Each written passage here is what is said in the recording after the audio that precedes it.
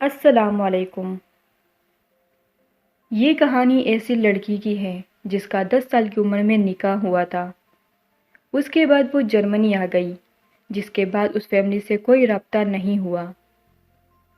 24 سال بعد ریمل پاکستان کی سرزمین پر قدم رکھتی ہے، یہ جاننے کے لیے کہ اس کے رشتے کا اختتام ہونا ہے یا آغاز۔ ایپیسوڈ 1۔ سمندر کی لہروں میں اتار چڑھاؤ ہو رہا تھا۔ بڑی لہریں چھوٹی لہروں کو اپنے اندر سما رہی تھی۔ بالکل خاموشی ہو جاتی، کبھی لہروں کی ہلچل شور مچا رہی تھی۔ ہوا پرسکون تھی۔ سردی نے ہر چیز کو اپنی لپیٹ میں لیا ہوا تھا۔ کل برف باری نے مزید سردی بڑھا دی تھی۔ ریت میں نمی تھی۔ پاس بیٹھے دو وجود سامنے منظر میں کھوئے ہوئے تھے۔ سمندر کو یوں گھورنے سے تمہارے پرابلم کا حل تو نہیں مل جانا۔ 2 گھنٹے سے ہم یہاں بیٹھے ہیں، مجال ہے تم کچھ کہو۔ ڈیڈ اب میں کیا کروں؟ میری تو کچھ سمجھ میں نہیں آ رہا۔ کتنا پرسکون ماحول ہے یہاں کا، پر ڈیڈ میرے دل کا ماحول اس کے برعکس ہے۔ بے چینی ہی بے چینی ہے، سمجھ سے باہر ہے یہ سب۔ رشید صاحب نے ریمل کے دونوں ہاتھوں کو تھام کر چہرے کا رخ اپنی طرف کیا۔ میری بیٹی کا جو بھی فیصلہ ہوگا میں ہمیشہ آپ کے ساتھ رہوں گا، مگر میری تو سمجھ میں کچھ بھی نہیں آ رہا، ریمل نے سنجیدگی سے کہا۔ موم نے ڈیورس کے لیے پیپرز بھی ریڈی کروا لیے ہیں، میں کیسے یہ سب؟ آگے زبان نے ساتھ نہ دیا، کہیں نہ کہیں دل میں وہ بسا ہوا تھا۔ بیٹا، ہر شخص کو ایک موقع تو لازمی دینا چاہیے، لیکن ڈیڈ، جس شخص کو پچھلے 14 سالوں سے دیکھا نہ ہو تو پھر کیا کیا جائے؟ تایا ابو کو کم از کم رابطہ کرنا چاہیے تھا۔ کیسے وہ اپنے بیٹے کے منقوہ کو بھول سکتے ہیں؟ اگر تایا ابو کو نہیں تو جس کے نام کے ساتھ میرا نام جڑا ہے اس کو ہی اس رشتے کا برہم رکھنا چاہیے تھا۔ میرے مشورے پر عمل کرو گی؟ جی بالکل۔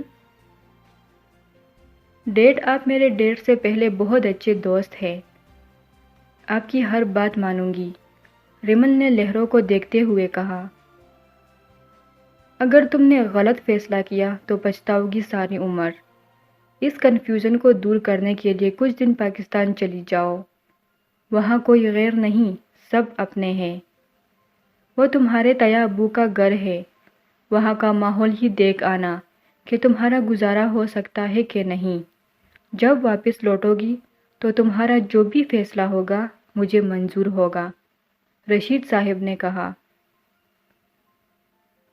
پر ڈیڈ، میں اکیلی کیسے جا سکتی ہوں؟ موم تو جانے بھی نہیں دے گی۔ ریمل کی ابھی بھی نگاہیں سامنے تھیں۔ آنکھوں کا حال اچھی طرح دل کی کیفیت بیان کر رہا تھا۔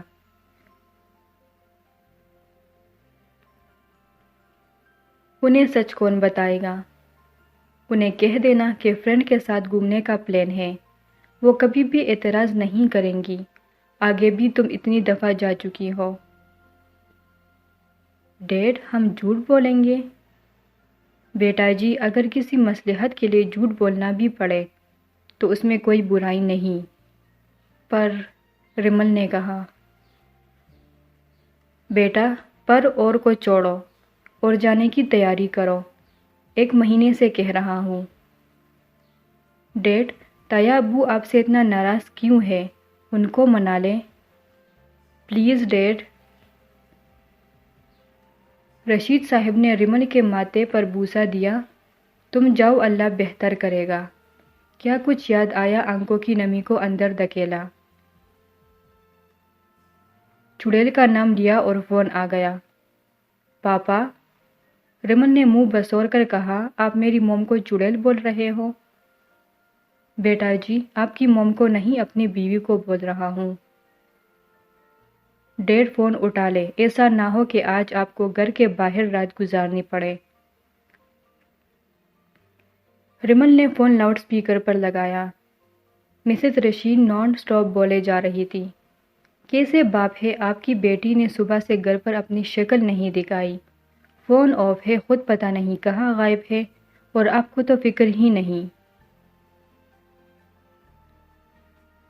مسز ذرا بریک پر پاؤں تو رکھ لے، میری بیٹی میرے ساتھ ہے، ہم دونوں گھر لیٹ آئیں گے، میری بیٹی ضد کر رہی ہے کہ اسے شاپنگ پر جانا ہے۔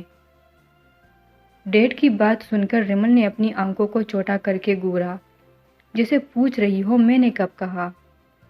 اسے میری بات اچھی طرح سمجھا دیں کہ جلدی ہی اس نام کے رشتے سے جان چھڑائے۔ اس کا بہت اچھا پروپوزل آیا ہے، میں اتنے اچھے رشتے کو کسی قیمت ہاتھ سے جانے نہیں دے سکتی۔ ریمل کو میرا پیغام دے دینا، اب 24 کی ہو گئی ہے، کب تک نام کے رشتے کو لے کر بیٹھی رہیں گی؟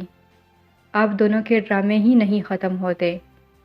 یہ کہہ کر فون بند کر دیا۔ ریمل نے ایک نظر فون پر ڈالی، یہ الفاظ اس کے موم کے تھے۔ فون بند ہونے پر ریمل لڑاکا عورتوں کی طرح رشید صاحب کے سامنے کھڑی ہو گئی۔ آپ نے جھوٹ بولا ہے، وہ بھی میرا نام لے کر میرے سامنے؟ Very bad. اب میری بیٹی اپنے سسرال طیابو کے گھر خالی ہاتھ جاتی ہوئی اچھی تو نہیں لگتی۔ آپ نے یہ نہیں سنا، first expression is the last expression.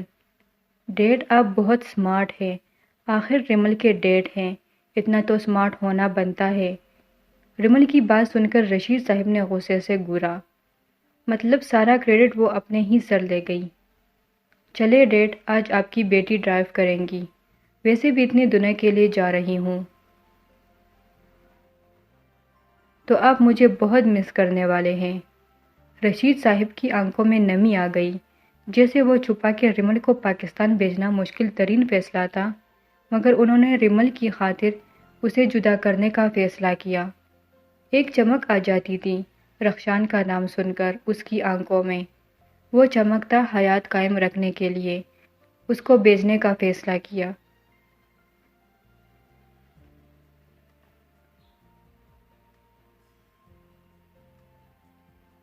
ماں تو بیٹیوں کی ہر دل کی بات کہے بغیر ہی سمجھ لیتی ہے، مگر آپ کیوں نہیں؟ کسی جانور کو بھی چند دن اپنے پاس رکھو تو اس سے بھی انسیت ہو جاتی ہے۔ میں نے اس شخص کا 14 سال سے انتظار کیا، محبت کا تو نہیں پتا، ہاں اسے ایک عجیب قسم کا تعلق ہے جو ہر ہنسی میں یاد آتا ہے، ہر غم میں۔ موسم کے ہر بدلے رنگ میں رات کو اسے سوچتے ہوئے نیند کی وادیوں میں جاتی ہوں، صبح اس شخص کو سوچتے ہوئے اس سے ملنے کی چاہ میں ہر دن کا آغاز کرتی ہوں۔ 14 سال نہ چاہ کر بھی اسے نفرت نہیں کر پائی۔ کیوں وہ نہیں لوٹا؟ کیوں مجھے انتظار کی سولی پر زندہ لٹکا دیا؟ کیوں کبھی کوئی رابطہ ہی نہیں کرنے کی کوشش کی کہ زندہ ہوں یا مر گئی؟ ہر دن، ہر ہفتہ، ہر مہینہ، ہر سال اس انتظار میں گزارے، شاید یہ انتظار کا آخری سال ہو، پر نہیں، انتظار کرتے ہوئے 14 سال ہو گئے۔ مسز رشید کا تو ریمل کو کبھی بھی اس نکاح کے بارے میں نہیں آگاہ کرنا تھا، ان کا ارادہ تھا چپ چاپ سائن کروا لے گی، مگر رشید صاحب نے اسے بتا دیا جب وہ رشتوں کو سمجھنے کے قابل ہوئی تھی۔ مسز رشید بری نہیں تھی، اپنی بیٹی سے بہت محبت کرتی تھی، وہ یہ چاہتی تھی کہ فیملی کا ساتھ ہونا ہی ضروری ہے، باقی جو چھوٹ گیا اس کا کیا غم۔ مگر یہاں وہ غلط تھی، ان ماں باپ سے ان کا بیٹا چھین لینا جنہوں نے ہر تکلیف خود سہ کر اسے اس لیے پالا کہ جس طرح بیٹی کو رخصت کرنا ہے، اس طرح ان کی بہو جس کو بہت چاہ سے لے کر آئے، ان کی ساری جمع پونجی لے اڑے۔ مسز رشید رشتوں کو پیسوں کے ترازوں میں تولتی تھی۔ جلد ہی وہ مشہور مال میں پہنچ گئے۔ ڈیڈ، بس کریں، سارا شاپنگ مال خریدنے کا ارادہ ہے؟ بیٹا آپ بھی اپنے بچپن کے شوہر کے لیے کچھ لے لیں۔ کیوں؟ یہ شوہروں کا فرض ہوتا ہے کہ اپنی بیویوں کو تحفے تحائف دے۔ بس کر دے اب۔ اس سامان کو لے کر بھی جانا ہے۔ اس کی فکر نہ کرو، باقی سامان پارسل میں بھجوا دوں گا۔ بیٹا ذرا آپ اپنے لیے شلوار قمیص تو دیکھ لیں۔ ریمل نے حیران ہو کر ڈیڈ کو دیکھا کہ وہ اس سے کیا امید لگا کر بیٹھے ہوئے ہیں۔ پچھلے 14 سالوں سے شلوار قمیص سے صرف اتنا ہی رشتہ تھا کہ وہ دوسروں کو پہنے ہوئے دیکھتی تھی، اس سے زیادہ کچھ نہیں۔ ڈیڈ، رشید صاحب کے کہنے پر بامشکل دین سلیکٹ کی۔ ڈیڈ میں یہ پہن کر کسی بھی قیمت پر نہیں جاؤں گی۔ اگلا یہ ہی نہ سمجھے کہ ریمل اس کے لیے کتنی پاگل ہو رہی ہے، جو خود چل کر پاکستان کے کلچر کے مطابق اس کے سامنے موجود ہے۔ اب اتنا لو بھی ریمل کا معیار نہیں۔ ویسے بھی میں صرف آپ کی خوشی کے لیے جا رہی ہوں۔ رشید صاحب مسکرائے جیسے انہیں تو کچھ بھی نہیں پتا۔ ڈیڈ اب آپ یہ مسکراہٹ غائب کریں۔ پتہ بھی ہو کہ اگلا اس قابل بھی ہے کہ نہیں، میرے معیار میں اترتا بھی ہے کہ نہیں۔ ریمل کے ان الفاظ میں کہیں نہ کہیں ماں کی جھلک پائی گئی۔ Excuse me? جی محترمہ۔ ریمل آگے بڑھ کر بولی، ویسے آپ کے بھائی ان میرڈ ہے؟ بھائی کا سن کر ریمل کو بہت ہنسی آئی۔ اپنی ہنسی ضبط کی۔ جی میرے بھائی ان میرڈ ہیں، ساتھ ڈیڈ کی طرف اشارہ کر کے کہا۔ سامنے موجود محترمہ نے کہا، یہ تو بہت اچھی بات ہے، کب سے آپ کو دیکھ رہی ہوں، آپ کافی ہینڈسم لگ رہے ہیں، کیا ہم کافی پی سکتے ہیں؟ ریمل گھور کر اسے دیکھے جا رہی تھی۔ پر ایک مسئلہ ہے، ریمل نے کہا، میرے بھائی پر چڑیلوں کا سایہ ہے۔ جب کوئی لڑکی سوری آنٹی، جب ان کے رشتے کی بات ہوتی ہے، اگلے دن وہ چڑیل اس کا قتل کر دیتی ہے۔ ریمل نے مصنوعی خطرے سے ڈرایا۔ وہ محترمہ اس کے بعد نظر نہیں آئیں۔ پیچھے رشید، ریمل کا کہکہا لگا۔ ڈیڈ میں نے کتنی دفعہ کہا ہے کہ یہ رنگ اپنے بالوں پر مت لگایا کرے، سب آپ کو آپ کی عمر سے چھوٹا سمجھ لیتے ہیں، بیٹی سے ہی اس کے ڈیڈ کا رشتہ لینے آ جاتے ہیں۔ رشید صاحب کے سارے بال خراب کر دیے۔ ڈیڈ اب اس سامان کا کیا کرے؟ موم نے پوچھا تو آپ کیا کہیں گے؟ اس کا حل بھی میرے پاس ہے۔ رشید صاحب نے سفری بیگ نکال کر سامان سیٹ کیا۔ ریمل کا منہ کھلے کا کھلا رہ گیا اپنے ڈیڈ کی کارروائی دیکھ کر۔ چلو اب سب ٹھیک ہو گیا، ریمل کو دیکھ کر کہا۔ ڈیڈ سچی مجھے ماننا پڑے گا اپنے ڈیڈ کو، تالیاں بجا کر داد دی، جسے رشید صاحب نے مسکرا کر وصول کیا۔ ڈیڈ کیا آپ نے کبھی چوری کی ہے جو سارے ثبوتوں کو مٹانا آتا ہے؟ بیٹا جی چوری ووری کا تو نہیں پتا، مگر چڑیل کے سائے نے یہ سب کروا دیا۔ ڈیڈ اب ڈنر کر کے چلتے ہیں، مجھے بہت بھوک لگی ہے۔ ریمل پرسوں کی فلائٹ ہے، یاد سے ریڈی رہنا۔ رات کو لیٹ آنے پر مسز رشید نے خوب کلاس لی۔ تم کس کی اجازت سے 2 مہینے کے لیے آؤٹنگ پر جا رہی ہو؟ پہلے جو کام کہا ہے وہ کرو، اس کے بعد جہاں مرضی چلی جانا۔ موم بس کریں، مان بھی جائے، آ کر آپ جیسا کہیں گی میں ویسا ہی کروں گی، جلد ہی واپس آنے کی کوشش کروں گی۔ بیگم جانے دیں، ریمل کا مائنڈ بھی فریش ہو جائے گا۔ آپ تو چپ ہی رہے، آگے اکیلے میری بیٹی کی زندگی کا اتنا بڑا فیصلہ کر دیا اور مجھے کانوں کان خبر بھی نہیں ہونے دی۔ موم مت ڈانٹے ڈیڈ کو۔ موم اب میں جا رہی ہوں تو آپ میرے ڈیڈ کو بالکل بھی نہیں ڈانٹیں گی۔ ریمل کی بات سن کر رشید صاحب کے چہرے پر مسکراہٹ آئی، جو سفینہ بیگم کا دل جلانے کا باعث بنی۔ سفینہ بیگم غصے سے کمرے میں چلی گئی۔ ڈیڈ میں بھی سونے جا رہی ہوں، آپ نے مجھے اتنا زیادہ تکا دیا۔ جاؤ میں گرم دودھ لے کر تمہارے کمرے میں آتا ہوں۔ جی ڈیڈ۔ عام روٹین کے مطابق آج ریمل کافی فریش لگ رہی تھی۔ اس بات کی خوشی تھی کہ وہ پاکستان جا رہی ہے۔ ناشتے کے بعد سفینہ بیگم رشید صاحب آفس کے لیے چلے گئے۔ ریمل بیٹی کل کے بارے میں سوچ رہی تھی۔ رنگ ٹیون نے اپنی طرف متوجہ کروایا۔ اسکرین پر نام دیکھ کر منہ کے زاویے بدلیں۔ ہائے، کیسی ہے آپ؟ میں نے کل رات کو بھی کال کی تھی پر آپ نے ریسیو ہی نہیں کی۔ دوسری جانب سے مسٹر وسیم بول رہا تھا۔ وہ میں سو گئی تھی، مجھے پتہ نہیں چلا، پر خیریت آپ نے کیوں کال کی تھی؟ آپ کو مجھ سے کیا کام پڑ گیا؟ دوپہر کے لنچ میں مل سکتے ہیں؟ آپ سے ضروری کام ہے، میں پک کرنے آ جاؤں گا، وسیم نے دل کھول کر آفر دی۔ ریمل کو اتنی بے تکلفی پسند نہیں آئی۔ وسیم سے ایک آدھ بار ہی ملاقات ہوئی تھی، البتہ موم کی دوست کا بیٹا تھا۔ نہیں، آپ کو زحمت ہوگی، آپ لوکیشن سینڈ کر دینا، میں آ جاؤں گی۔ اگلے کی بات سنے بغیر ہی کال رکھ دی۔ وسیم 15 منٹ سے ویٹ کر رہا تھا، جبکہ دور دور تک ریمل کے آنے کے کوئی آثار نہیں لگ رہے تھے۔ سیل بھی آف تھا۔ آدھے گھنٹہ انتظار کر کے جانے لگا تو سامنے سے ریمل آتی ہوئی نظر آئی۔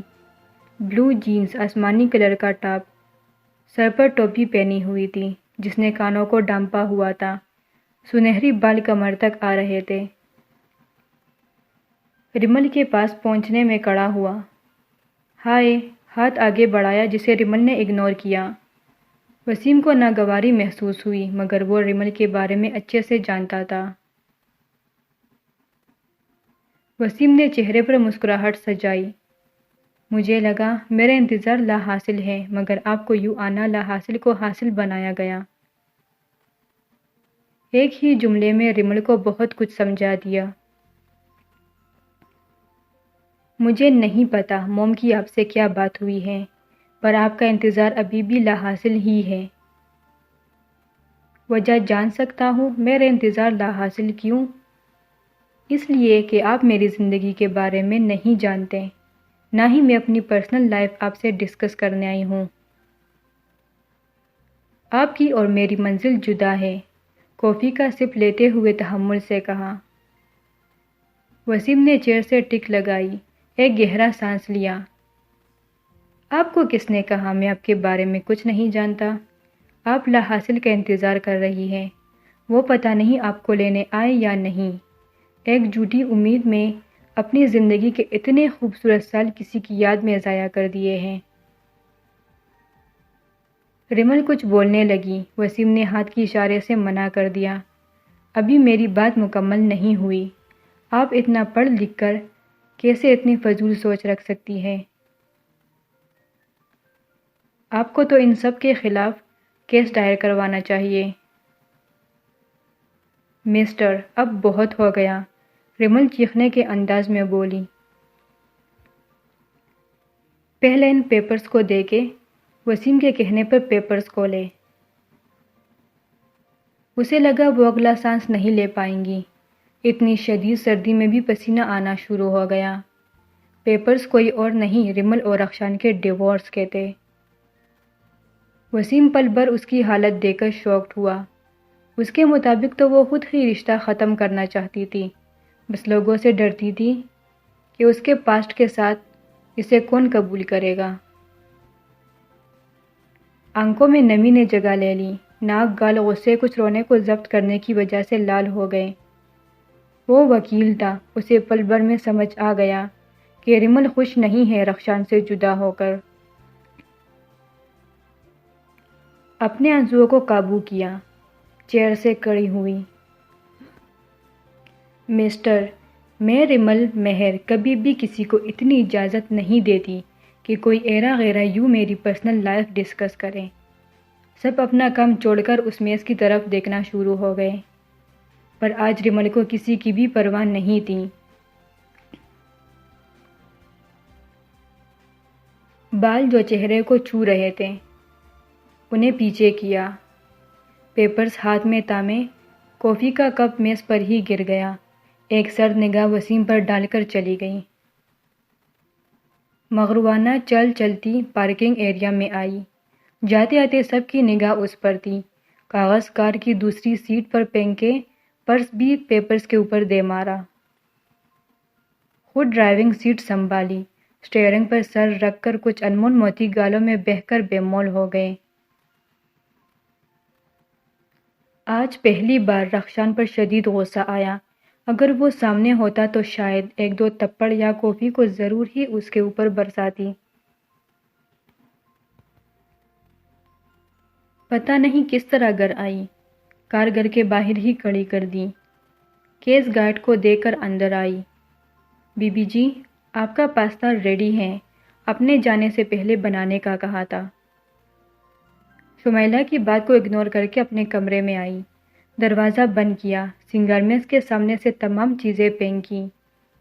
کچھ ہی سیکنڈ میں ہوا میں بے شمار خوشبوئیں ایک ساتھ پھیل گئی۔ کانچ بکھرے ہوئے تھے۔ پیپرز پکڑ کر انہیں جلایا۔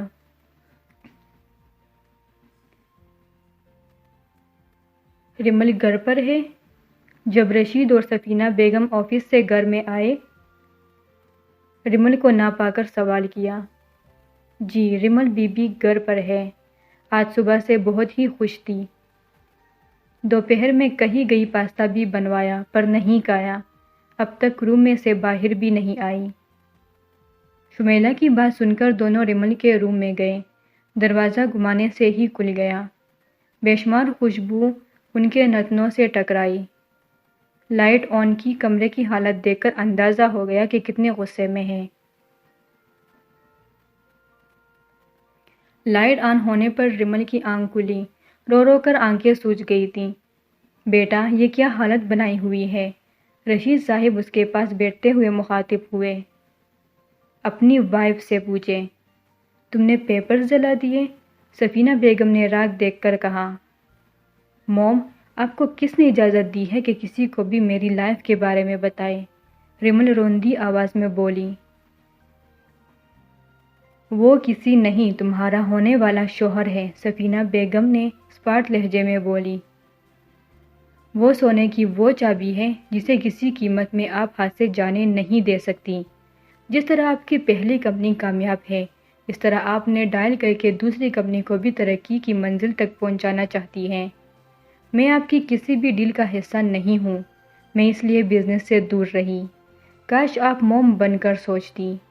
اس وقت جس سے میں بات کر رہی ہوں وہ دنیا کی نمبر 1 بزنس وومن ہے۔ میں کسی بھی انسان کو ہرگز یہ اجازت نہیں دیتی کہ کسی ریسٹورنٹ میں بیٹھ کر مجھے یہ سمجھائے کہ میرا انتظار لا حاصل ہے یا حاصل۔ میں اس قابل تو ہوں کہ اپنا اچھا اور برا جان سکوں۔ رشید صاحب خاموش تماشائی بنے معاملے کو سمجھ رہے تھے۔ ریمل، ڈنر کرنے چلو۔ نہیں ڈیڈ، آپ میرا روم میں ہی بھجوا دیں۔ سفینہ بیگم جا چکی تھی۔ رشید صاحب نے ریمل کو اپنے ہاتھوں سے کھانا کھلایا۔ آپ نے صبح جانا ہے، یہ پاسپورٹ ہے۔ جی ڈیڈ، میری پیکنگ ہو گئی ہے۔ کیسی لگی آپ کو فرسٹ ایپیسوڈ؟ سیکنڈ ایپیسوڈ دیکھنے کے لیے ہمارا چینل سبسکرائب کریں۔